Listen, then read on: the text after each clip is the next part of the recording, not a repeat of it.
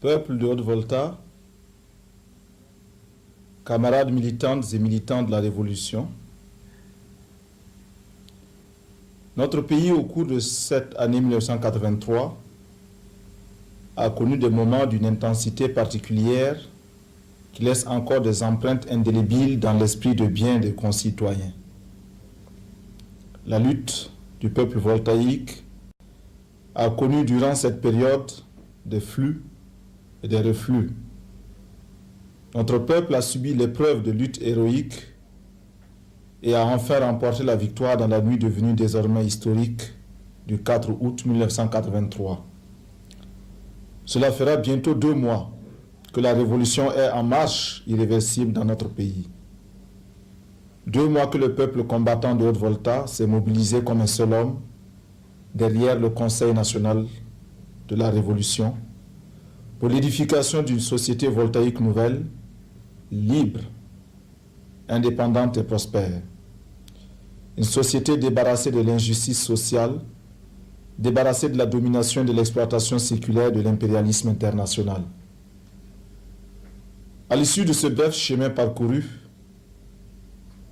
je vous invite avec moi à jeter un regard rétrospectif afin de tirer les enseignements nécessaires pour déterminer correctement les tâches révolutionnaires qui se posent à l'heure actuelle et dans le prochain avenir.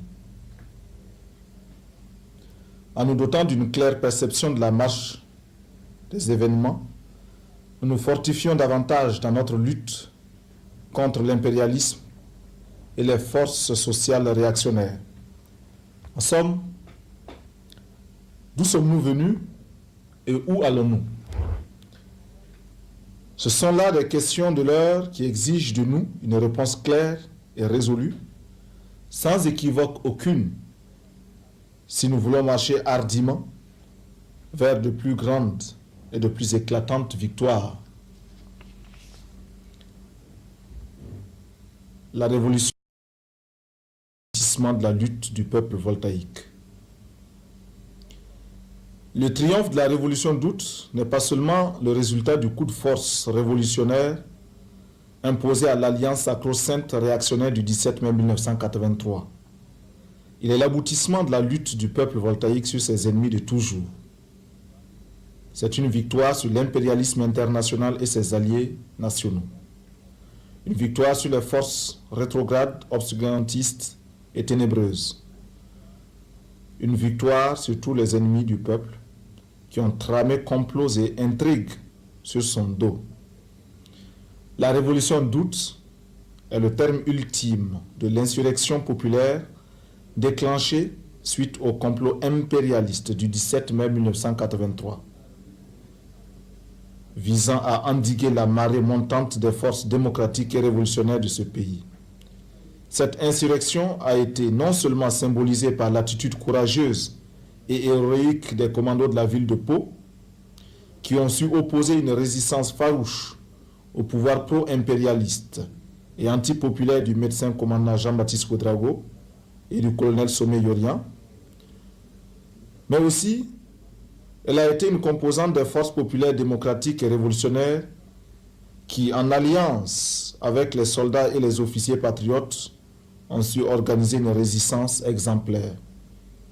L'insurrection du 4 août 1983, la victoire de la Révolution et l'avènement du Conseil national de la Révolution, CNR, sont donc incontestablement la consécration et l'aboutissement conséquent des luttes du peuple voltaïque contre la domination et l'exploitation néocoloniale, contre l'assujettissement de notre pays, pour l'indépendance, la liberté, la dignité et le progrès de notre peuple. En cela, les analyses simplistes et superficielles, cantonnées dans la reproduction des schémas préétablis, ne pourront rien changer à la réalité des faits. La révolution d'août a triomphé en se posant ainsi comme l'héritière et l'approfondissement du soulèvement populaire du 3 janvier 1966. La poursuite et le développement à un stade qualitatif supérieur de toutes les grandes luttes populaires qui sont allées en se multipliant ces dernières années et qui toutes marquaient le refus systématique du peuple voltaïque et particulièrement de la classe ouvrière et des travailleurs salariés de se laisser gouverner comme avant. Les jalons les plus marquants et les plus significatifs de ces grandes luttes populaires correspondent aux dates de décembre 1975, de mai 1979, d'octobre et novembre 1980, d'avril 1982 et de mai 1983. C'est un fait, aussi établi que le grand mouvement de résistance populaire qui a immédiatement suivi la provocation réactionnaire et pro-impérialiste du 17 mai 1983 a créé les conditions favorables à l'avènement du 4 août 1983. En effet, le complot impérialiste du 17 mai a précipité sur une grande échelle le regroupement des forces et organisations démocratiques et révolutionnaires qui se sont mobilisées durant cette période en développant des initiatives et en entreprenant des actions audacieuses inconnues jusqu'alors. Pendant ce temps, l'alliance sacro-sainte des forces réactionnaires autour du régime moribond souffrait de son incapacité à juguler la montée des forces révolutionnaires qui, de façon de plus en plus ouverte, montaient à l'assaut du pouvoir antipopulaire et antidémocratique. Les manifestations populaires des 20, 21 et 22 mai ont connu un large écho national à cause essentiellement de leur grande signification politique, du fait qu'elles apportaient la preuve concrète de l'adhésion ouverte de tout un peuple et surtout de sa jeunesse aux idéaux révolutionnaires défendus par des hommes traîtreusement abattus par la réaction. Elles ont eu une grande portée pratique du fait qu'elles exprimaient la détermination de tout un peuple et de toute sa jeunesse qui se sont mis debout pour affronter correctement, concrètement, les forces de domination et d'exploitation impérialistes. Ce fut la démonstration la plus patente de la vérité selon laquelle, quand le peuple se met debout, l'impérialisme et les forces sociales qui lui sont alliées tremblent. L'histoire est le processus de conscientisation politique des masses populaires suivent un cheminement dialectique qui échappe à la logique réactionnaire. C'est pourquoi les événements du mois de mai 1983 ont grandement contribué à l'accélération du processus de clarification politique dans notre pays, atteignant ainsi un degré tel que les masses populaires dans leur ensemble ont accompli un saut qualitatif important dans la compréhension de la situation. Les événements du 17 mai ont contribué grandement à ouvrir les yeux du peuple voltaïque et l'impérialisme dans son système d'oppression et d'exploitation leur est apparu sous un éclat brutal et cruel. Il y a des journées qui renferment en eux des enseignements d'une richesse incomparable à celle d'une décennie entière. Au cours de ces journées, le peuple apprend avec une rapidité inouïe et une profondeur d'esprit telle que 1000 journées d'études ne sont rien à côté d'elle. Les événements du mois de mai 1983 ont permis au peuple voltaïque de mieux connaître ses ennemis. Ainsi, dorénavant, en Haute-Volta, tout le monde sait qui est avec qui et contre qui fait quoi et pourquoi. Ce genre de situation qui constitue le prélude à de grands bouleversements a contribué à mettre à nu l'exacerbation des contradictions de classe de la société voltaïque. La révolution d'août arrive par conséquent comme la solution des contradictions sociales qui ne pouvaient désormais être étouffées par des solutions de compromis. L'adhésion enthousiaste des larges masses populaires à la révolution d'août est la traduction concrète de l'espoir immense que le peuple voltaïque fonde sur l'avènement du CNR, pour qu'enfin puisse être réalisée la satisfaction de leurs aspirations profondes à la démocratie, à la liberté et à l'indépendance, au progrès véritable, à la restauration de la dignité et de la grandeur de notre patrie que 23 années de régime néocolonial ont singulièrement bafoué. L'héritage de 23 années de néocolonisation. L'avènement du CNR, le 4 août 1983, et l'instauration d'un pouvoir révolutionnaire en Haute-Volta, depuis cette date, ont ouvert une page glorieuse dans les annales de l'histoire de notre peuple et de notre pays.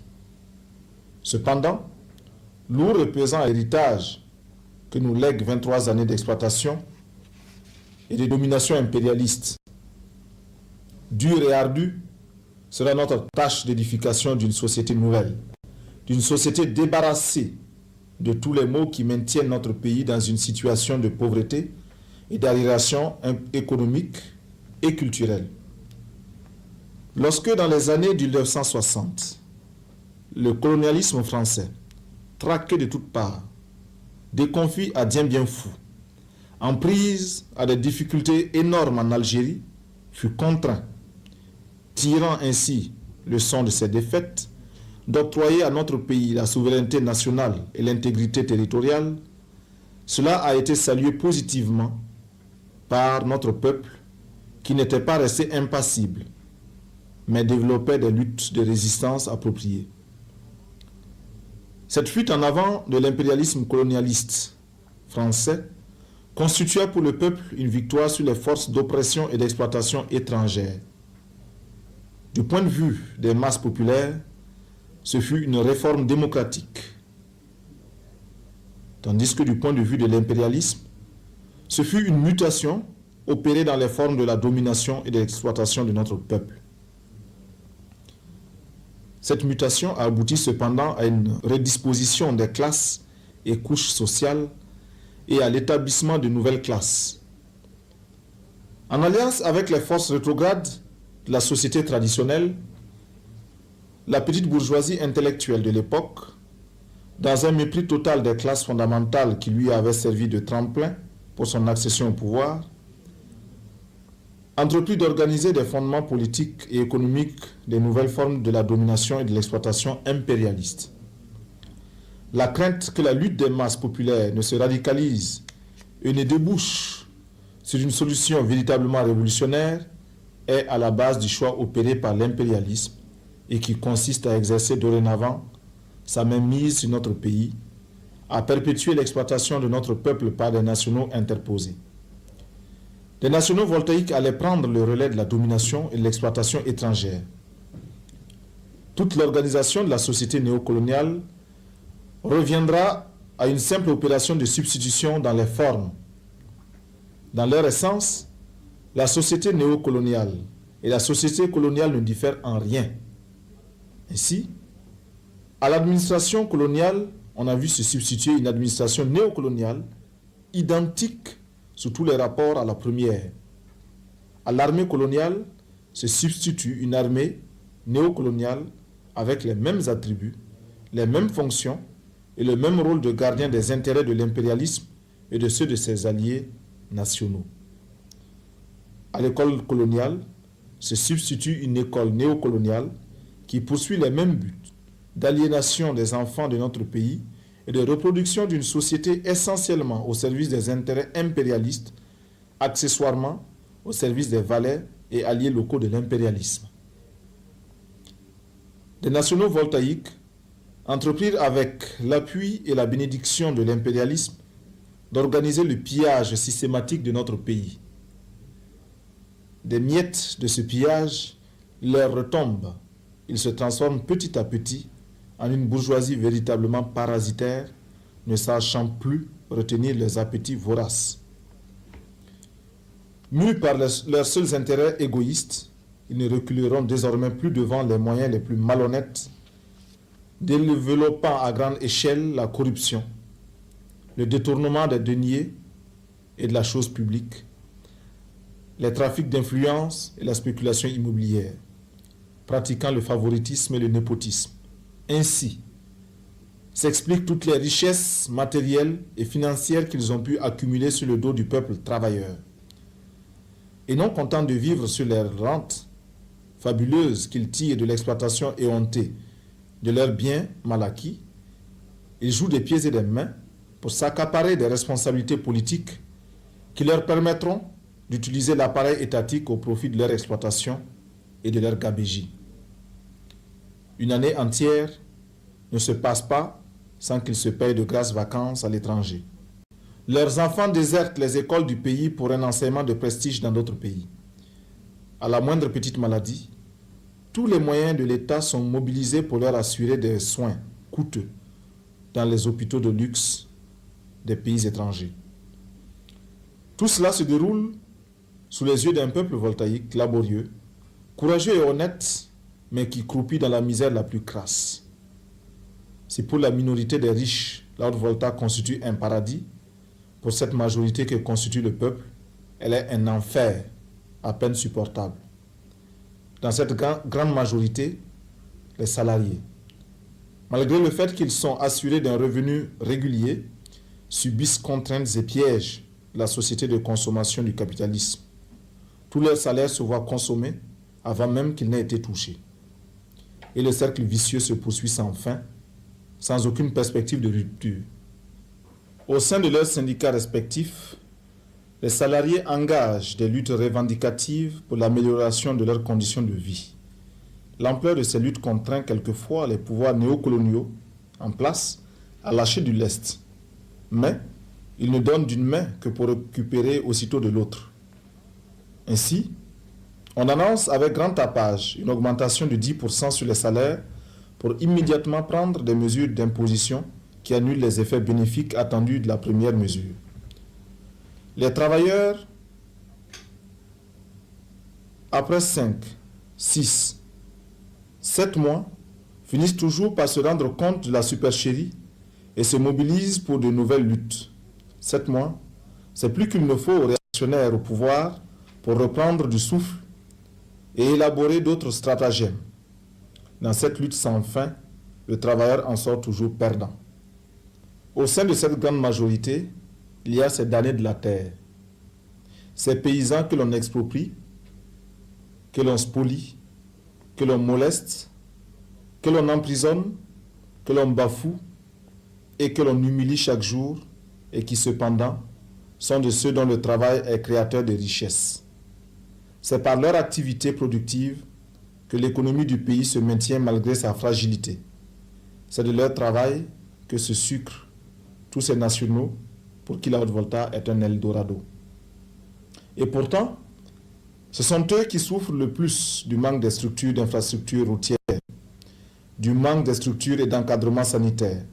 Ce sont ces paysans, créateurs de richesses nationales, qui souffrent le plus du manque des écoles et de fournitures. Ce sont leurs enfants qui vont grossir les rangs des chômeurs après un passage éclair sur les bancs des écoles mal adaptées aux réalités de ce pays. C'est parmi eux que le taux de l'analphabétisme est le plus élevé, 98%. Ceux qui ont besoin de plus de savoir pour que leur travail productif puisse s'améliorer en rendement, c'est encore ceux-là qui profitent le moins des investissements dans le domaine de la santé, de l'éducation et de la technologie.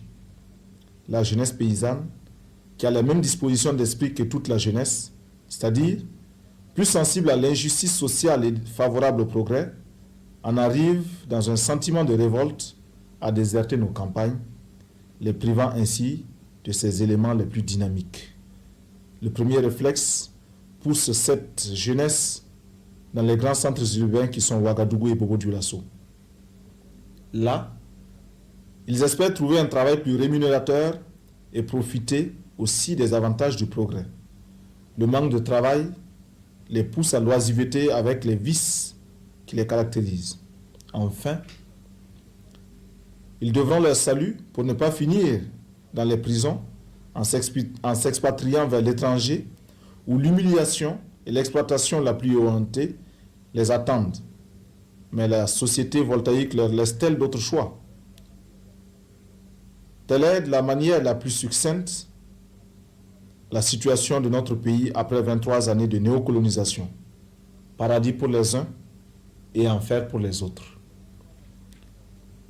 Après 23 années de domination et d'exploitation impérialiste, notre pays demeure un pays agricole, arriéré, où le secteur rural, qui occupe plus de 90% de la population active, ne représente seulement que 45% de production intérieure brute et fournit les 95% des exportations totales du pays. Plus simplement, il faut constater que pendant que dans d'autres pays, les agriculteurs qui constituent moins de 5% de la population, arrivent non seulement à se nourrir correctement et à assurer les besoins de toute la nation entière, mais aussi à exporter d'immenses quantités de leurs produits agricoles, chez nous, plus de 90% de la population, malgré de rudes efforts, connaissent famine et disette et sont obligés d'avoir recours aux produits agricoles, si ce n'est à l'aide internationale. En outre, le déséquilibre entre les exportations et les importations contribue à accentuer la dépendance du pays vis-à-vis de l'étranger. Le déficit commercial qui en résulte s'accroît sensiblement au fil des années et le taux de couverture des importations par les exportations se situe aux environs de 25%. En termes plus clairs, nous achetons à l'étranger plus que nous ne lui vendons et une économie qui fonctionne sur cette base se ruine progressivement et va vers la catastrophe. Les investissements privés en provenance de l'extérieur sont non seulement insuffisants, mais exercent des ponctions énormes sur l'économie du pays et ne contribuent donc pas à renforcer la capacité d'accumulation du pays. Une part importante de la richesse ainsi créée, à l'aide des investissements étrangers, est drainée vers l'extérieur au lieu d'être réinvestie pour accroître la capacité productive du pays. Dans la période 1973-1979, on estime les sorties de devises comme revenus des investissements directs étrangers à 1,7 milliard de francs CFA, alors que les investissements nouveaux ne se chiffrent qu'à 1,3 milliard de francs CFA par an en moyenne. L'insuffisance des efforts en investissement productif amène l'État voltaïque à jouer un rôle fondamental dans l'économie nationale par l'effort qu'il fournit en vue de suppléer à l'investissement privé. Situation difficile lorsque l'on sait que les recettes du budget de l'État sont essentiellement constituées par les recettes fiscales qui représentent 85% des recettes totales et qui se résument en grande partie à des taxes sur les importations et les impôts. Les recettes de l'État financent, outre l'effort d'investissement national, les dépenses de l'État dont 70% servent à payer les salaires des fonctionnaires et à assurer le fonctionnement des services administratifs. Que peut-il en rester alors pour les investissements sociaux et culturels? Dans le domaine de l'éducation, notre pays se situe parmi les pays les plus retardataires avec un taux de scolarisation de 16,4% et un taux d'analphabétisme qui s'élève à 92% en moyenne. C'est dire que sur 100 voltaïques, à peine 8 seulement savent lire et écrire en quelque langue que ce soit. Sur le plan sanitaire, le taux de morbidité et de mortalité sont des plus élevés dans la sous-région en raison de la prolifération des maladies transmissibles et des carences nutritionnelles. Comment d'ailleurs éviter une telle situation catastrophique lorsque l'on sait que chez nous, on ne compte qu'un lit d'hôpital pour 1200 habitants et un médecin pour 48 000 habitants? Ces quelques éléments suffisent à eux seuls pour illustrer l'héritage que nous laissent 23 années de néocolonisation, 23 années de politique de totale démission nationale. Cette situation, parmi les plus désolantes, ne peut laisser dans l'indifférence aucun voltaïque qui aime et honore son pays. Notre peuple, peuple courageux et travailleur, n'a jamais pu tolérer une telle situation. Et parce qu'il a compris qu'il ne s'agit pas là d'une fatalité, mais d'une organisation de la société sur des bases injustes, au seul profit d'une minorité, il a toujours développé des luttes multiformes, cherchant les voies et moyens pour mettre un terme à l'ancien ordre des choses. C'est pourquoi il a salué fiévreusement l'avènement du Conseil national de la Révolution, qui est le commencement de ses efforts déployés et de ses sacrifices consentis pour renverser l'ancien ordre et instaurer un nouvel ordre à même de réhabiliter l'homme voltaïque et donner une place de choix à notre pays dans le concert des nations libres, prospères et respectées. Les classes parasitaires qui avaient toujours tiré profit de l'ordre volta colonial et néocolonial sont et seront hostiles aux transformations entreprises par le processus révolutionnaire entamé depuis le 4 août 1983. La raison En un, qu'elles sont et demeurent attachées par un cordon ombilical à l'impérialisme international. Elles sont et demeurent les fervents défenseurs des privilèges acquis du fait de leur allégeance à l'impérialisme. Quoi que l'on fasse, quoi que l'on dise, elles resteront égales à elles-mêmes et continueront de tramer complots et intrigues pour la reconquête de leur royaume perdu. De ces nostalgiques, il ne faut point s'attendre à une reconversion de mentalité et d'attitude. Ils ne sont sensibles et ne comprennent que le langage de la lutte de classe révolutionnaire contre les exploiteurs et les oppresseurs des peuples. Notre révolution sera pour eux la chose la plus autoritaire qui soit. Elle sera un acte par lequel le peuple leur imposera sa volonté par tous les moyens dont il dispose et, s'il le faut, par ses armes. Ces ennemis du peuple, qui sont-ils? Ils se sont démasqués aux yeux du peuple lors des événements du 17 mai dans leur hargne contre les forces révolutionnaires. Ces ennemis du peuple, le peuple les a identifiés dans le feu de l'action révolutionnaire. Ce sont, premièrement, la bourgeoisie voltaïque qui se distingue de par la fonction que les uns et les autres accomplissent en bourgeoisie d'État, bourgeoisie comprador et bourgeoisie moyenne. La bourgeoisie d'État, c'est cette fraction qui est connue sous l'appellation de la bourgeoisie politico-bureaucratique. C'est une bourgeoisie qu'une situation de monopole politique enrichie de façon illicite et crapuleuse, se servant de l'appareil d'État, tout comme le capitaliste industriel se sert de ses moyens de production pour accumuler la plus-value tirée de l'exploitation de la force de travail des ouvriers. Cette fraction de la bourgeoisie ne renoncera jamais de plein gré à ses anciens avantages pour assister passif aux transformations révolutionnaires en cours. La bourgeoisie commerçante. Cette fraction, de par ses activités même, est attachée à l'impérialisme par de multiples liens.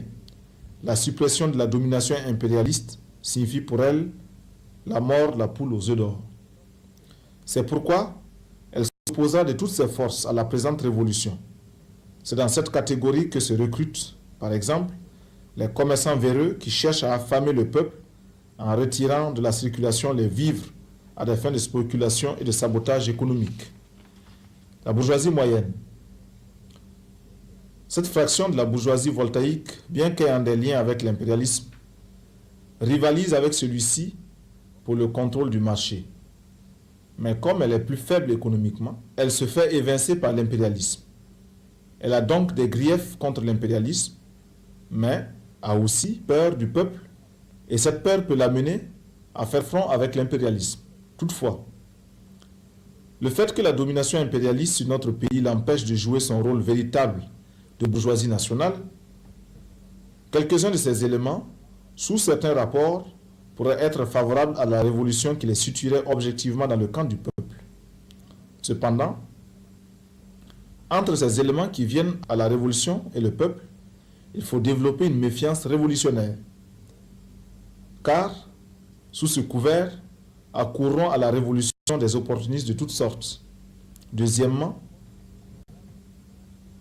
les forces rétrogrades qui tirent leur puissance des structures traditionnelles du type féodal de notre société.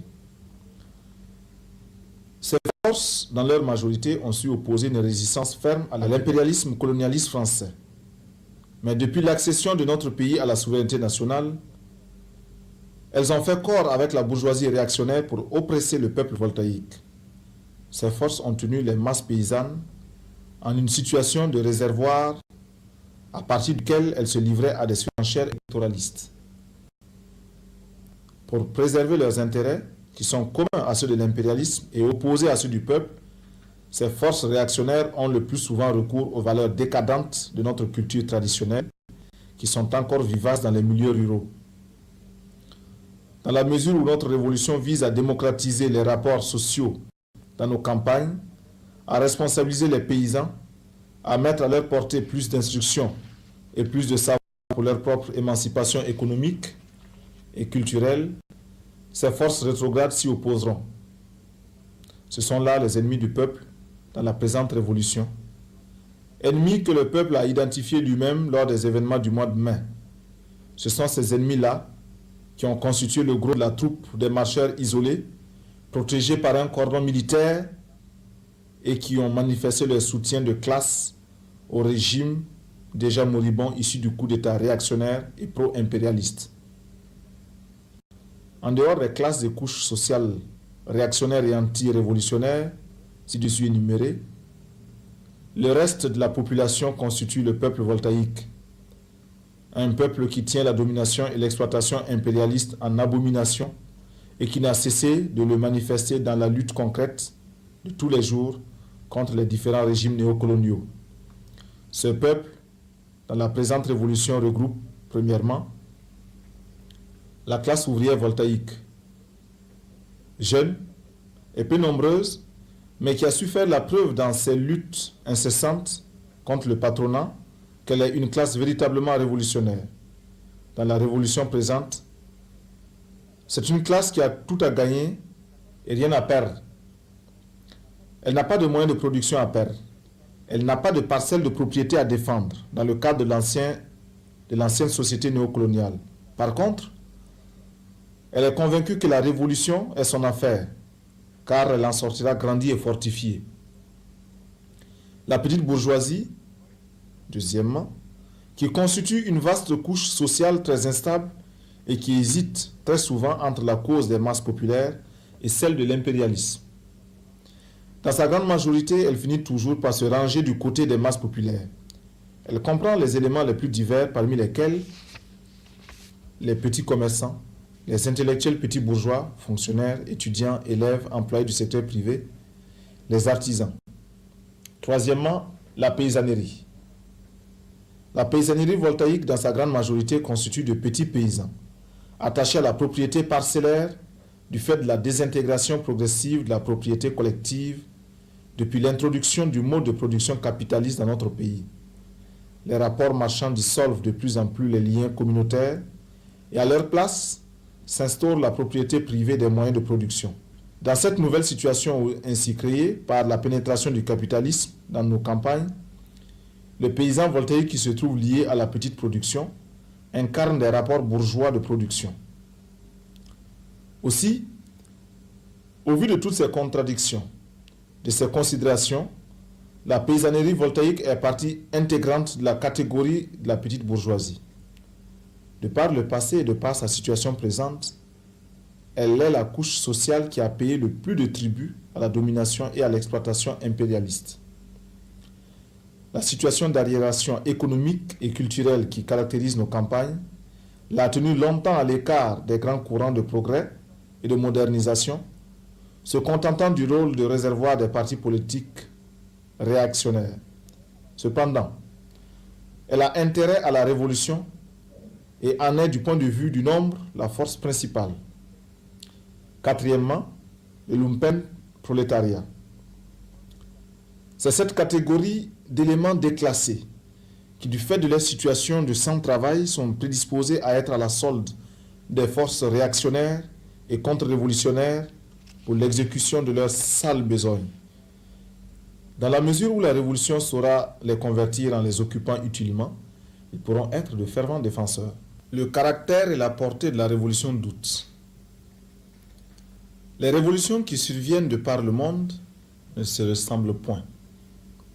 Chaque révolution apporte son originalité qui la distingue des autres. Notre révolution, la révolution d'août, n'échappe pas à cette constatation. Elle tient compte des particularités de notre pays, de son degré de développement et d'assujettissement au système capitaliste impérialiste mondial. Notre révolution est une révolution qui se déroule dans un pays agricole, arriéré, où le poids des traditions et de l'idéologie sécrétée par une organisation sociale de type féodal pèse énormément sur les masses populaires. Elle est une révolution dans un pays qui, à cause de la domination et de l'exploitation de l'impérialisme, exerce sur notre peuple, a évolué de la situation de colonie qu'était ce pays à celle de néocolonies. Elle est une révolution qui se produit dans un pays caractérisé encore par l'inexistence d'une classe ouvrière consciente de sa mission historique et organisée, et par conséquent, ne possédant aucune tradition de lutte révolutionnaire. C'est une révolution qui se produit dans un petit pays continental au moment où, sur le plan international, le mouvement révolutionnaire s'effrite de jour en jour sans l'espoir visible de voir se constituer un bloc homogène à même d'impulser et de soutenir pratiquement les mouvements révolutionnaires naissants. Cet ensemble de circonstances historiques, géographiques et sociologiques donne une certaine empreinte singulière à notre révolution. La révolution d'août est une révolution qui présente un double caractère. Elle est une révolution démocratique et populaire. Elle a pour tâche primordiale la liquidation de la domination et de l'exploitation impérialiste, l'épuration de la campagne de toutes les entraves sociales, économiques et culturelles qui la maintiennent dans un état d'arriération. Et de là découle son caractère démocratique. De ce que les masses populaires voltaïques sont partie prenante à part entière dans cette révolution et se mobilisent conséquemment autour de mots d'ordre démocratiques et révolutionnaires qui traduisent dans les faits leurs intérêts propres opposés à ceux des classes révolutionnaires alliées à l'impérialisme, elle tire son caractère populaire. Ce caractère populaire de la révolution d'août réside aussi dans le fait qu'en lieu et place de l'ancienne machine d'État, s'édifie une nouvelle machine à même de garantir l'exercice démocratique du pouvoir par le peuple et pour le peuple. Notre révolution présente ainsi, caractérisée, tout en étant une révolution anti-impérialiste, s'effectue encore dans le cadre des limites du régime économique et social bourgeois. En procédant à l'analyse des classes sociales de la société voltaïque, nous avons soutenu l'idée selon laquelle la bourgeoisie voltaïque ne constitue pas une seule masse homogène, réactionnaire et anti-révolutionnaire. En effet, ce qui caractérise la bourgeoisie des pays sous-développés, sous les rapports capitalistes, c'est leur incapacité congénitale de révolutionner la société à l'instar de la bourgeoisie des pays européens des années 1780, c'est-à-dire à l'époque où celle-ci constituait encore une classe ascendante. Tels sont les caractères et les limites de la présente révolution déclenchée en Volta depuis le 4 août 1943. En avoir une claire perception et une définition exacte de son contenu nous prémunit des dangers de déviation et des excès qui pourraient porter préjudice à la marche victorieuse de la Révolution. Que tous ceux qui ont pris fait et cause pour la Révolution d'août se pénètrent de la ligne directrice ainsi dégagée en vue de pouvoir assumer leur rôle révolutionnaire, conscient et un véritable propagandiste, intrépides et infatigables, en face une diffusion au sein des masses. Il ne suffit plus de se dire révolutionnaire. Il faut, en plus, se pénétrer de la signification profonde de la révolution dont on est le fervent défenseur. C'est le meilleur moyen de mieux la défendre contre les attaques et les défigurations que les contre-révolutionnaires ne manqueront pas de lui opposer. Savoir lier la théorie révolutionnaire à la pratique révolutionnaire sera le critère décisif permettant désormais de distinguer les révolutionnaires conséquents de tous ceux qui accourent à la révolution, mus par des mobiles étrangers à la cause révolutionnaire. De la souveraineté du peuple dans l'exercice du pouvoir révolutionnaire. Un des traits distinctifs de la révolution d'août, avons-nous dit, et qui lui confère son caractère populaire, c'est qu'elle est le mouvement de l'immense majorité au profit de l'immense majorité. C'est une révolution faite par les masses populaires voltaïques elles-mêmes, avec leurs mots d'ordre et leurs aspirations. L'objectif de cette révolution consiste à faire assurer le pouvoir par le peuple. C'est la raison pour laquelle le premier acte de la révolution, après la proclamation du 4 août, fut l'appel adressé au peuple pour la création des comités de défense de la révolution, CDR. Le CNR a la conviction que pour que cette révolution soit véritablement populaire, elle devra procéder à la destruction de la machine d'État néocoloniale et organiser une nouvelle machine capable de garantir la souveraineté du peuple. La question de savoir comment ce pouvoir populaire sera exercé, comment ce pouvoir devra s'organiser, est une question essentielle pour le devenir de notre révolution. l'histoire de notre pays, jusqu'à nos jours, a été essentiellement dominée par les classes exploiteuses et conservatrices qui ont exercé leur dictature antidémocratique et antipopulaire par leur mainmise sur la politique, l'économie, l'idéologie, la culture, l'administration et la justice. La révolution a pour premier objectif de faire passer le pouvoir des mains de la bourgeoisie voltaïque alliée à l'impérialisme aux mains de l'alliance des classes populaires constituant le peuple. Ce qui veut dire qu'à la dictature antidémocratique et antipopulaire de l'alliance réactionnaire des classes sociales favorables à l'impérialisme, le peuple au pouvoir devra désormais opposer son pouvoir démocratique et populaire. Ce pouvoir démocratique et populaire sera le fondement, la base solide du pouvoir révolutionnaire en Volta. Elle aura pour tâche primordiale la reconversion totale de toute la machine d'État avec ses lois, son administration, ses tribunaux, sa police, son armée, qui avait été façonnée pour servir et défendre les intérêts égoïstes des classes et couches sociales réactionnaires. Elle aura pour tâche d'organiser la lutte contre les menées contre-révolutionnaires de reconquête du paradis perdu, en vue d'écraser complètement la résistance des réactionnaires nostalgiques du passé. Et c'est là que réside la nécessité et le rôle des CDR, comme point d'appui des masses populaires à l'assaut des citadelles réactionnaires et contre-révolutionnaires. Pour une juste compréhension de la nature, du rôle et du fonctionnement des CDR. L'édification de l'état de démocratie populaire qui est l'objectif final de la révolution d'août n'est pas et ne sera pas l'œuvre d'un seul jour. C'est une tâche ardue qui exigera de nous des sacrifices énormes. Le caractère démocratique de cette révolution nous impose une décentralisation et une déconcentration du pouvoir administratif afin de rapprocher l'administration du peuple, afin de faire de la chose publique une affaire qui intéresse tout un chacun. Dans cette œuvre immense de longue haleine, nous avons entrepris de remodeler la carte administrative du pays pour une plus grande efficacité. Nous avons aussi entrepris de renouveler la direction des services administratifs dans un sens plus révolutionnaire. En même temps, nous avons dégagé des fonctionnaires et militaires qui, pour des raisons diverses, ne peuvent suivre la cadence de la présente révolution. Il nous reste beaucoup à faire et nous en sommes conscients. Le Conseil national de la Révolution, qui est dans le processus révolutionnaire déclenché depuis le 4 août, le pouvoir de conception, de direction et de contrôle de la vie nationale, tant sur le plan politique, économique et social, se doit d'avoir des instances locales dans les divers secteurs de la vie nationale. Et c'est là que réside le sens profond de la création des CDR, qui sont les représentants du pouvoir révolutionnaire dans les villages, les quartiers de ville, les lieux de travail. Les CDR constituent l'organisation authentique du peuple dans l'exercice du pouvoir révolutionnaire.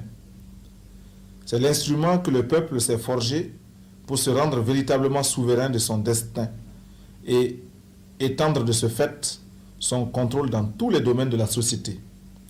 Les armes du peuple, le pouvoir du peuple, les richesses du peuple, ce sera le peuple qui les gérera et les CDR sont là pour cela.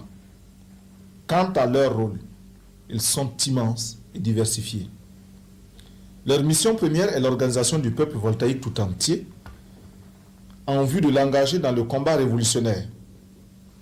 Le peuple ainsi organisé dans les CDR acquiert non seulement le droit de regard sur les problèmes de son devenir, mais aussi participe à la prise de la décision et de son exécution. La révolution comme théorie juste pour détruire l'ordre ancien et en lieu et place édifier une société d'un type nouveau ne saurait être menée que par ceux qui y ont intérêt. Les CDR sont alors les détachements d'assaut qui s'attaqueront à tous les foyers de résistance. Ce sont les bâtisseurs de la haute volta révolutionnaire. Ce sont les levains qui devront porter la révolution dans toutes les provinces, tous nos villages, tous les services publics et privés, tous les foyers, tous les milieux. Pour ce faire, les militants révolutionnaires au sein des CDR doivent rivaliser d'ardeur dans leurs tâches primordiales suivantes. Premièrement, l'action en direction des membres du CDR. Il revient aux militants révolutionnaires le travail d'éducation politique de leurs camarades. Les CDR doivent être des écoles de formation politique. Les CDR sont les cadres adéquats où les militants discutent des décisions des instances supérieures de la révolution, du CNR et du gouvernement. Deuxièmement, l'action en direction des masses populaires vise à les entraîner à adhérer massivement aux objectifs du CNR par une propagande et une agitation intrépide et sans relâche. À la propagande et aux calomnies mensongères de la réaction, les CDR doivent savoir opposer une propagande, une explication révolutionnaire appropriée selon le principe que seule la vérité est révolutionnaire. Les CDR se doivent d'être à l'écoute des masses afin de se rendre compte de leur état d'esprit, de leurs besoins, pour en informer à temps le CNR et faire à ce sujet des propositions concrètes. Ils sont invités à examiner les questions touchant l'amélioration des intérêts de celles-ci en soutenant les initiatives prises par ces dernières.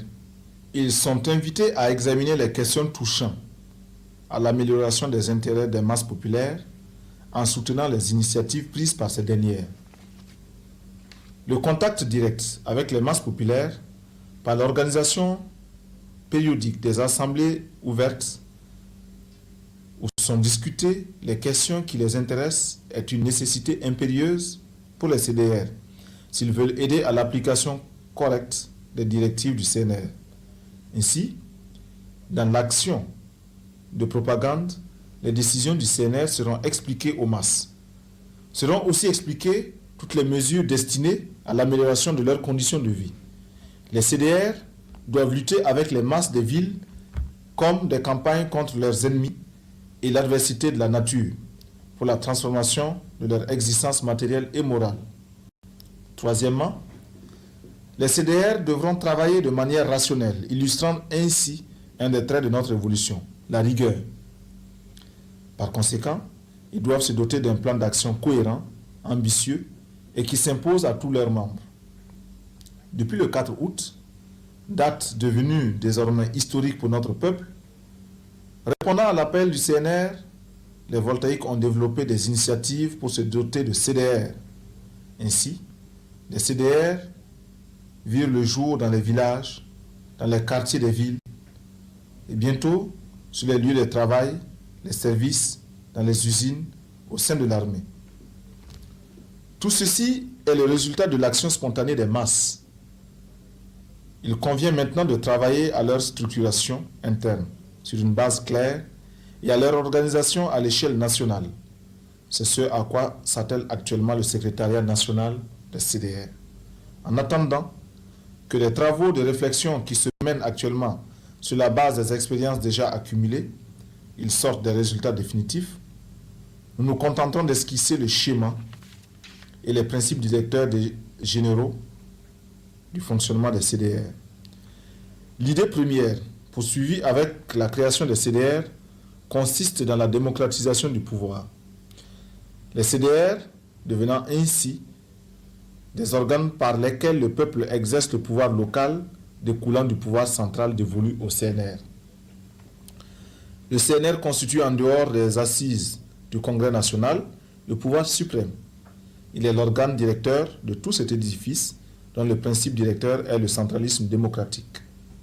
Le centralisme démocratique est basé d'une part sur la subordination des organismes de l'échelon inférieur aux organismes de l'échelon supérieur, dont le plus haut est le CNR, auquel se subordonnent toutes les organisations. D'autre part, ce centralisme reste démocratique car le principe électif est de rigueur à tous les niveaux et l'autonomie des organisations locales est reconnue pour toutes les questions relevant de leur ressort, toutefois, dans les limites et le respect des directives générales tracées par l'instance supérieure. De la moralité révolutionnaire au sein des CDR. La révolution vise à la transformation de la société sous tous les rapports, économiques, social et culturel. Elle vise à créer un voltaïque nouveau avec une moralité et un comportement social exemplaire qui inspire l'admiration et la confiance des masses. La domination néocoloniale a placé notre société dans un pourrissement tel qu'il nous faudra des années pour la purifier. Cependant, les militants des CDR doivent se forger une nouvelle conscience et un nouveau comportement en vue de donner le bon exemple aux masses populaires. En faisant la révolution, nous devons veiller à notre propre transformation qualitative. Sans une transformation qualitative de ceux-là même qui sont censés être les artisans de la révolution, il est pratiquement impossible de créer une société nouvelle, débarrassée de la corruption, du vol, du mensonge et de l'individualisme de façon générale. Nous devons nous efforcer de faire concorder nos actes à nos paroles, surveiller notre comportement social afin de ne pas prêter le flanc aux attaques des contre-révolutionnaires qui sont à l'affût.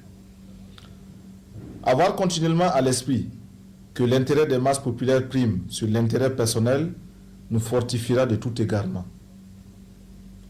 L'activisme de certains militants, caressant le rêve contre-révolutionnaire d'amasser des biens et des profits par le biais des CDR, doit être dénoncé et combattu. Le végétariat doit être éliminé. Plus vite ces insuffisances seront combattues, mieux cela vaudra pour la révolution. Le révolutionnaire, de notre point de vue, c'est celui qui sait être modeste tout en étant des plus déterminés dans les tâches à lui confiées. Il s'en acquitte sans vantardise et n'attend aucune récompense. Ces derniers temps, nous constatons que des éléments qui ont pris part activement à la révolution et qui s'attendaient pour ce faire à ce que leur soient réservés des traitements privilégiés, des honneurs, des postes importants, se livrent par dépit à un travail de sape parce qu'ils n'ont pas eu gain de cause. Cela prouve qu'ils ont participé à la révolution sans jamais en comprendre les objectifs réels. On ne fait pas de révolution pour se substituer simplement aux anciens potentats renversés. On ne participe pas à la révolution sous une motivation vindicative, animée par l'envie d'une situation avantageuse. Ôte-toi de là que je m'y mette. Ce genre de mobile est étranger à l'idéal de la révolution d'août, et ceux qui les portent démontrent leur tare de petits bourgeois situationnistes quand ce n'est pas leur opportunisme de contre-révolutionnaire dangereux. L'image du révolutionnaire que le CNR entend imprimer dans la conscience de tous, c'est celui du militant qui fait corps avec les masses, qui a foi en elles et qui les respecte.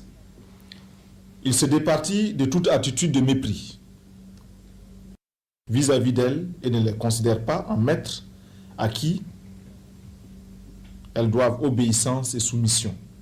Au contraire, il se met à leur école, les écoute attentivement et fait attention à leurs avis.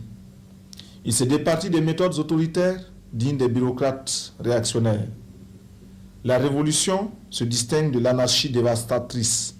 Elle exige une discipline et une ligne de conduite exemplaires. Les actes de vandalisme et les actions aventuristes de toutes sortes, au lieu de renforcer la révolution par l'adhésion des masses, l'affaiblissent et repoussent loin d'elle les masses innombrables. C'est pourquoi les membres des CDR doivent élever leur sens des responsabilités devant le peuple et chercher à inspirer respect et admiration. Ces insuffisances, le plus souvent, relèvent d'une ignorance du caractère et des objectifs de la révolution. Et pour nous en prémunir, il nous faut nous plonger dans l'étude de la théorie révolutionnaire. L'étude théorique élève notre compréhension des phénomènes, éclaire nos actions et nous prémunit de bien des présomptions. Nous devons désormais accorder une importance particulière à cet aspect de la question et nous efforcer d'être des exemples qui encouragent les autres à nous suivre pour une révolutionnarisation de tous les secteurs de la société voltaïque. Tous les régimes qui se sont succédés jusqu'alors se sont évertués à instaurer un ensemble de mesures pour une meilleure gestion de la société néocoloniale. Les changements opérés par ces divers régimes se résumaient à la mise en place de nouvelles équipes dans la continuité du pouvoir néocolonial. Aucun de ces régimes ne voulait et ne pouvait entreprendre une remise en cause des fondements socio-économiques de la société voltaïque. C'est la raison pour laquelle ils ont tous échoué. La révolution d'août ne vise pas à instaurer un régime de puissante volta. Elle vient en rupture avec tous les régimes connus jusqu'à présent. Elle a pour objectif final l'édification d'une société voltaïque nouvelle au sein de laquelle le citoyen voltaïque, animé d'une conscience révolutionnaire, sera l'artisan de son propre bonheur, un bonheur à la hauteur des efforts qu'il aura consentis. Pour ce faire, la révolution sera, n'en déplaise aux forces conservatrices et rétrogrades, un bouleversement total et profond qui n'épargnera aucun domaine, aucun secteur de l'activité économique, sociale et culturelle. La révolutionnarisation de tous les domaines, de tous les secteurs d'activité est le mot d'ordre qui correspond au moment présent. Fort de la ligne directrice ainsi dégagée, chaque citoyen, à quelque niveau qu'il se trouve, doit entreprendre de révolutionner son secteur d'activité. D'ores et déjà, la philosophie des transformations révolutionnaires touchera les secteurs suivants. Premièrement, l'armée nationale. Deuxièmement, la politique de la femme. Troisièmement, l'édification économique. L'armée nationale. Sa place dans la révolution démocratique et populaire. Selon la doctrine de défense de la haute volta révolutionnaire, un peuple conscient ne saurait confier la défense de sa patrie à un groupe d'hommes, quelles que soient leurs compétences. Les peuples conscients assument eux-mêmes la défense de leur patrie. À cet effet, nos forces armées ne constituent qu'un détachement plus spécialisé que le reste du peuple pour les tâches de sécurité intérieure et extérieure de la haute volta. Tout comme, bien que la santé des voltaïques soit l'affaire du peuple et de chaque voltaïque pris individuellement, il existe et existera un corps médical plus spécialisé et consacrant plus de temps à la question de santé publique. La révolution dictera aux forces armées nationales 3 missions. Premièrement, être en mesure de combattre tout ennemi intérieur et extérieur et participer à la formation militaire du reste du peuple, ce qui suppose une capacité opérationnelle accrue, faisant de chaque militaire un combattant compétent au lieu de l'ancienne armée qui n'était qu'une masse de salariés. Deuxièmement, participer à la production nationale. En effet, le militaire nouveau doit vivre et souffrir au sein du peuple auquel il appartient. Fini l'armée budgétivore. Désormais, en dehors du maniement des armes, elle sera au champ. Elle élèvera des troupeaux de bœufs, de moutons et de la volaille. Elle construira des écoles et des dispensaires dont elle assurera le fonctionnement, entretiendra des routes et transportera par voie aérienne le courrier, les malades et les produits agricoles entre les régions. Troisièmement, former chaque militaire en militant révolutionnaire. Fini le temps où l'on prétendait à la réalité de la neutralité et de l'apolitisme de l'armée en faisant d'elle le rempart de la réaction et le garant des intérêts impérialistes. Fini le temps où notre armée se comportait tel un corps de mercenaires étrangers en territoire conquis. Ce temps-là est désormais révolu, à jamais. Armés de la formation politique et idéologique, nos soldats, nos sous-officiers et nos officiers, engagés dans le processus révolutionnaire, cesseront d'être des criminels en puissance pour devenir des révolutionnaires conscients étant au sein du peuple comme un poisson dans l'eau. Armée au service de la révolution, l'armée nationale populaire ne fera de place à aucun militaire qui méprise son peuple, le bafoue et le brutalise. Une armée du peuple au service du peuple, telle est la nouvelle armée que nous édifierons à la place de l'armée néocoloniale, véritable instrument d'oppression et de répression aux mains de la bourgeoisie réactionnaire qui s'en sert pour dominer le peuple. Une telle armée, du point de vue même de son organisation interne et de ses principes de fonctionnement, sera fondamentalement différente de l'ancienne armée. Ainsi, à la place de l'obéissance aveugle des soldats vis-à-vis de leurs chefs, des subalternes vis-à-vis des supérieurs, se développera une discipline saine qui, tout en étant stricte, sera fondée sur l'adhésion consciente des hommes et des troupes. Contrairement au point de vue des officiers réactionnaires, animés par l'esprit colonial, la politisation de l'armée, sa révolutionnarisation, ne signifie pas la fin de la discipline. La discipline, dans une armée politisée, aura un contenu nouveau. Elle sera une discipline qui trouve sa force dans le fait que l'officier et le soldat, le gradé et le non gradé, se valent quant à la dignité humaine et ne diffèrent les uns des autres que par leurs tâches concrètes et leurs responsabilités respectives. Fort d'une telle compréhension des rapports entre les hommes, les cadres militaires doivent respecter leurs hommes, les aimer et les traiter avec équité. Ici aussi, les CDR ont un rôle fondamental à jouer.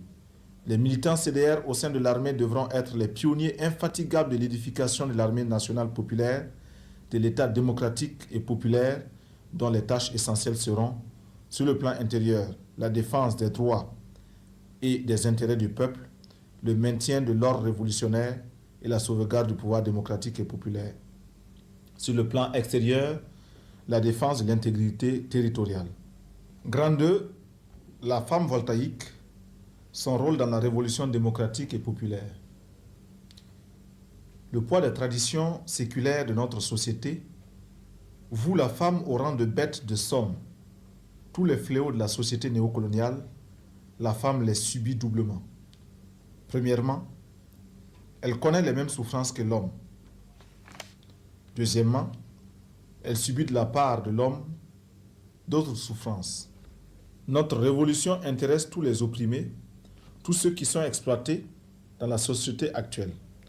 Elle intéresse par conséquent la femme, car le fondement de sa domination par l'homme se trouve dans le système d'organisation de la vie politique et économique de la société. La révolution, en changeant l'ordre social qui opprime la femme, crée les conditions de son émancipation véritable. Les femmes et les hommes de notre société sont tous victimes de l'oppression et de la domination impérialiste. C'est pourquoi ils mènent le même combat. La révolution et la libération de la femme vont de pair. Et ce n'est pas un acte de charité ou un élan d'humanisme que de parler de l'émancipation de la femme. C'est une nécessité fondamentale pour le triomphe de la révolution. Les femmes portent sur elles l'autre moitié du ciel. Créer une nouvelle mentalité chez la femme voltaïque qui lui permette d'assumer le destin du pays aux côtés de l'homme est une des tâches primordiales de la révolution. Il en est de même de la transformation à apporter dans les attitudes de l'homme vis-à-vis de la femme. Jusqu'à présent, la femme a été exclue des sphères de décision. La révolution, en responsabilisant la femme, crée les conditions pour libérer l'initiative combattante des femmes. Le CNR, dans sa politique révolutionnaire, travaillera à la mobilisation, à l'organisation et à l'union de toutes les forces vives de la nation, et la femme ne sera pas en reste. Elle sera associée à tous les combats que nous aurons à entreprendre contre les diverses entraves de la société néocoloniale et pour l'édification d'une société nouvelle. Elle sera associée à tous les niveaux de conception, de décision et d'exécution dans l'organisation de la vie de la nation entière. Le but final de toute cette entreprise grandiose, c'est de construire une société libre et prospère où la femme sera l'égale de l'homme dans tous les domaines. Cependant, il convient d'avoir une juste compréhension de la question de l'émancipation de la femme. Elle n'est pas une égalité mécanique entre l'homme et la femme. Acquérir les habitudes reconnues à l'homme, boire, fumer, porter des pantalons, ce n'est pas ça l'émancipation de la femme. Ce n'est pas non plus l'acquisition du diplôme qui rendra la femme égale à l'homme ou plus émancipée. Le diplôme n'est pas un laissez-passer pour l'émancipation. La vraie émancipation de la femme, c'est celle qui responsabilise la femme, qui l'associe aux activités productives, aux différents combats auxquels sont confrontés le peuple. La vraie émancipation de la femme, c'est celle qui responsabilise la femme, qui l'associe aux activités productives, aux différents combats auxquels sont confrontés le peuple. La vraie émancipation de la femme, c'est celle qui force de l'homme le respect et la considération. L'émancipation, tout comme la liberté, ne s'octroie pas. Elle se conquiert. Et il incombe aux femmes elles-mêmes d'avancer leurs revendications et de se mobiliser pour les faire aboutir. En cela, la révolution démocratique et populaire créera des conditions nécessaires pour permettre à la femme voltaïque de se réaliser pleinement et entièrement. Car, serait-il possible de liquider le système d'exploitation en maintenant exploiter ces femmes qui constituent plus de la moitié de notre société? Une économie nationale indépendante, autosuffisante et planifiée au service d'une société démocratique et populaire. Le processus des transformations révolutionnaires entreprises depuis le 4 août met à l'ordre du jour de grandes réformes démocratiques et populaires.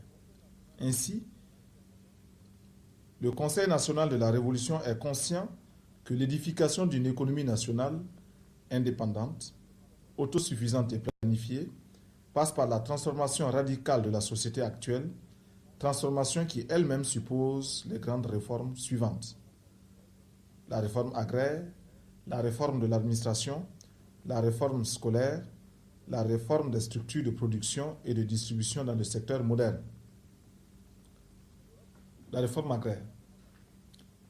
Elle aura pour but l'accroissement de la productivité du travail par une meilleure organisation des paysans et l'introduction au niveau du monde rural de techniques modernes d'agriculture. Le développement d'une agriculture diversifiée de pair avec la spécialisation régionale, l'abolition de toutes les entraves propres aux structures socio-économiques traditionnelles qui oppressent le paysan. Enfin, faire de l'agriculture le point d'appui du développement de l'industrie. Et cela est possible en donnant son vrai sens au slogan d'autosuffisance alimentaire, trop vieilli à force d'avoir été proclamé sans conviction. Ce sera d'abord la lutte âpre contre la nature qui, du reste, n'est pas plus ingrate chez nous que chez d'autres peuples qui l'ont merveilleusement vaincu sur le plan agricole. Le Conseil national de la Révolution ne se bercera pas d'illusions en projets gigantissimes, sophistiqués. Au contraire, de nombreuses petites réalisations dans le système agricole permettront de faire de notre territoire un vaste champ, une suite infinie de fermes. Ce sera ensuite la lutte contre les affameurs du peuple, spéculateurs et capitalistes agricoles de tout genre. Ce sera enfin la protection contre la domination impérialiste de notre agriculture, dans l'orientation et le pillage de nos ressources, et la concurrence déloyale à nos productions locales par les importations qui n'ont de mérite que leur emballage pour bourgeois en mal de snobisme.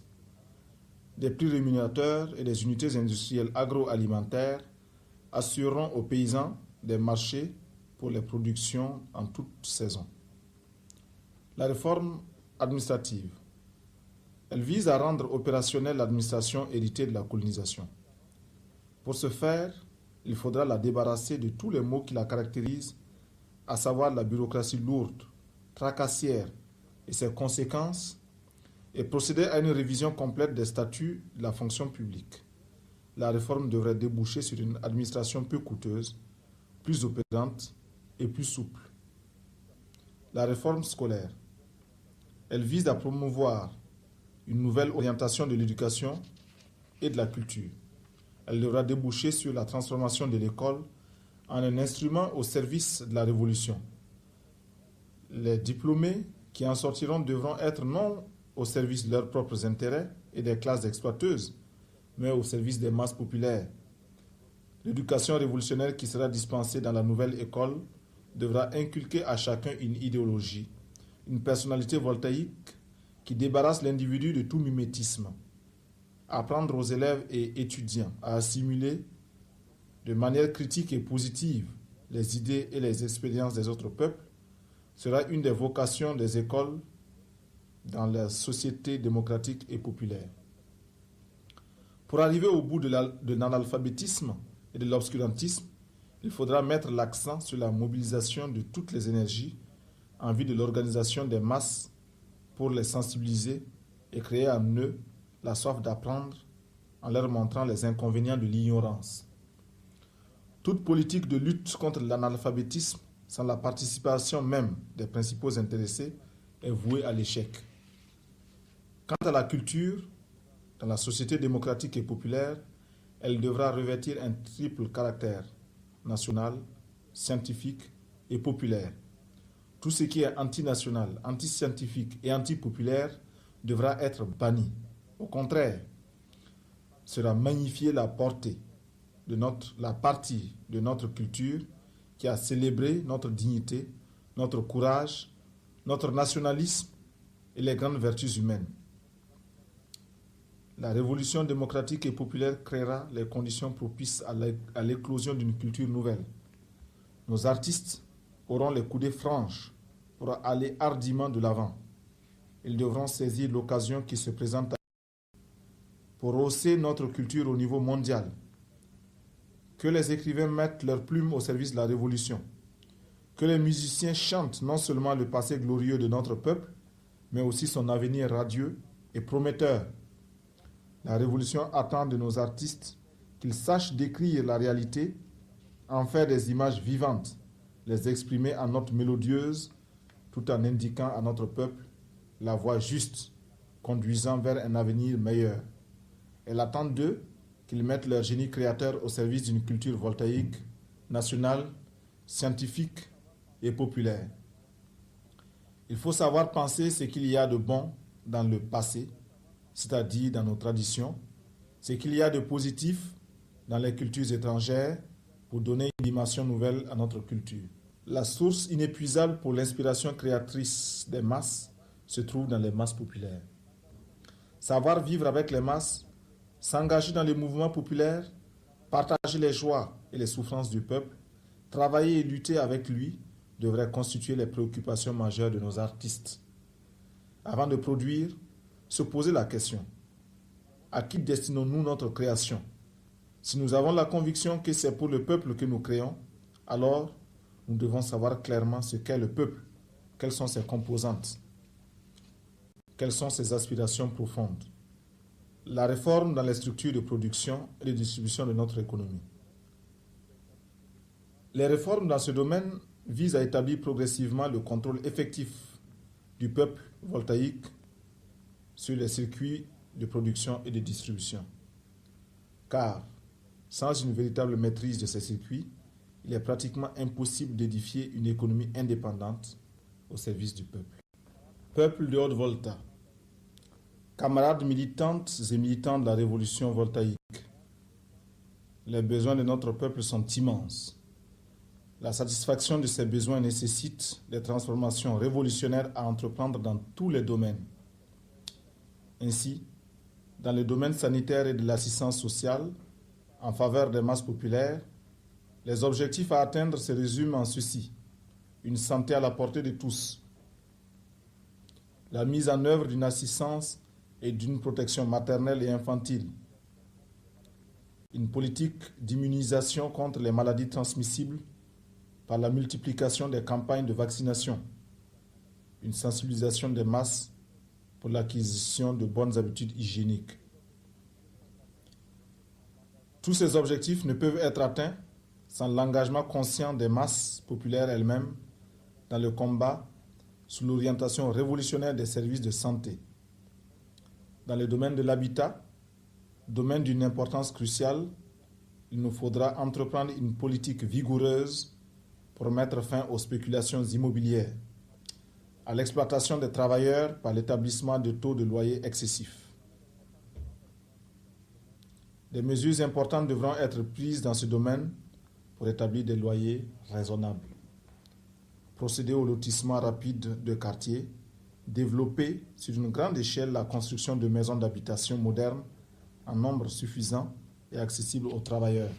Une des préoccupations essentielles du CNR, c'est l'union des différentes nationalités que compte la Haute-Volta dans la lutte commune contre les ennemis de notre révolution.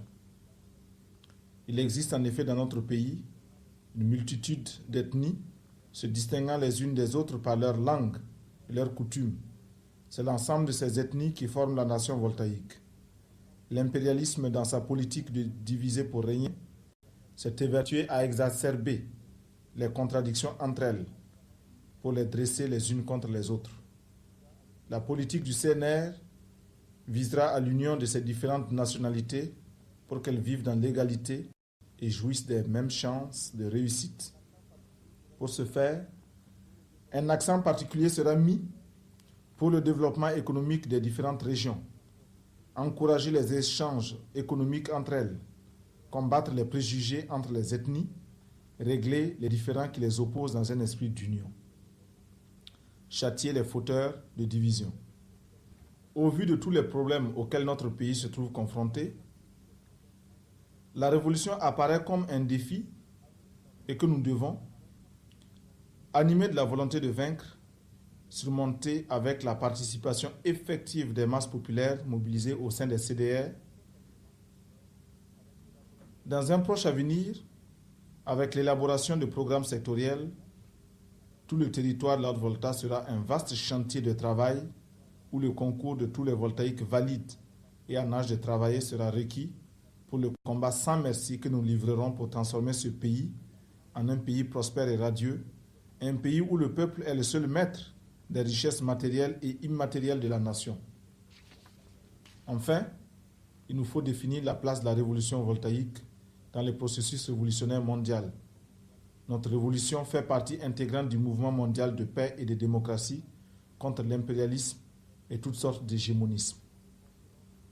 C'est pourquoi nous nous efforcerons d'établir des relations diplomatiques avec les pays sans égard à leur système politique et économique sur la base des principes suivants: le respect réciproque pour l'indépendance, l'intégrité territoriale et la souveraineté nationale, la non-agression mutuelle, la non-intervention dans les affaires intérieures, le commerce avec tous les pays sur un pied d'égalité et sur la base des avantages réciproques. Notre solidarité et notre soutien militant iront à l'endroit des mouvements de libération nationale qui combattent pour l'indépendance de leur pays et la libération de leur peuple. Ce soutien s'adresse particulièrement au peuple de Namibie sous la direction de la SWAPO, au peuple sahraoui dans sa lutte pour le recouvrement de son territoire national, au peuple palestinien pour ses droits nationaux. Dans notre lutte, les pays africains anti-impérialistes sont nos alliés objectifs. Le rapprochement avec ces pays est rendu nécessaire vis-à-vis des regroupements néocoloniaux qui s'opèrent sur notre continent. Vive la révolution démocratique et populaire. Vive le Conseil national de la Révolution. La patrie ou la mort, nous vaincrons.